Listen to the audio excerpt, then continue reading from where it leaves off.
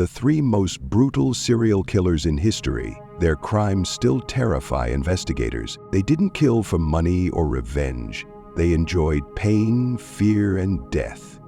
Their victims disappeared without a trace, and all that was left were dismembered remains and the bloody evidence of their twisted experiments. Jeffrey Dahmer, Ted Bundy, and Albert Fish. Three of the most brutal serial killers whose crimes still evoke terror. Their methods were different, but one thing united them. They looked their victims in the eyes before killing them. Are you sure you want to know how these monsters operated? Jeffrey Dahmer, the Milwaukee Monster. At first glance, an ordinary man, quiet, a bit reserved, nothing out of the ordinary. None of his neighbors suspected that behind closed doors, his apartment was a gateway to hell. Dahmer didn't stalk his victims on the streets. He chose them in bars and clubs, luring them to his apartment with promises of drinks and a good time. But none of them ever left his home alive.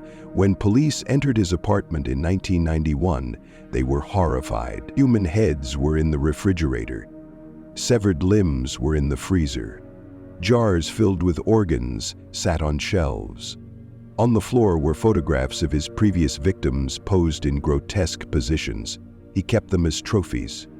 The most terrifying thing about Dahmer's crimes was that he didn't just kill.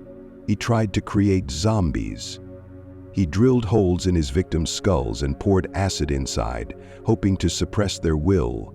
He wanted submissive, lifeless people who would never leave him. But his experiment failed. One of his victims escaped. A man ran out of the apartment in handcuffs and flagged down police. When they entered Dahmer's home, they realized they had walked into the lair of a monster. He was sentenced to 16 life terms, but even prison couldn't protect him. He was beaten to death by other inmates.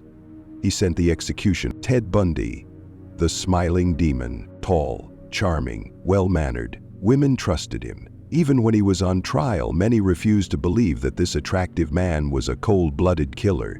Bundy didn't attack randomly. He was a manipulator.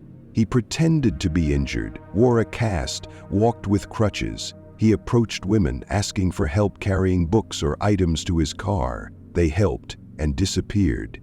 He struck them over the head with a crowbar or hammer, strangled them, raped them, mutilated them. He dumped their bodies in forests, but sometimes returned to them. He admitted he felt an emotional attachment to certain victims, so he visited their remains until they decomposed completely. He was caught, but he escaped. He jumped out of a second-floor courthouse window. When he was caught again, he escaped from his jail cell, crawling through ventilation ducts. He even killed while on the run. At his trial, he smiled, he joked, he even proposed to a woman in the courtroom. He was sentenced to death in the electric chair.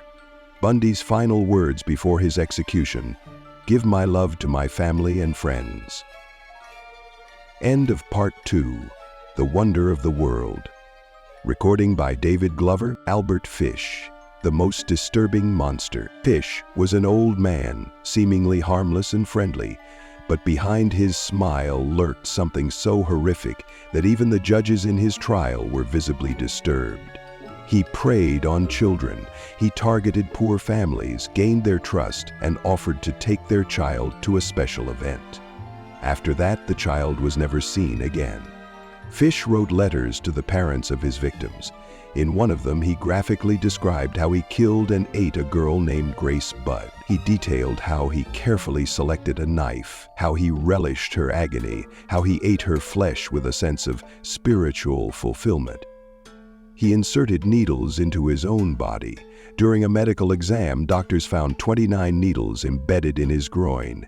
He enjoyed pain. He believed suffering purified the soul.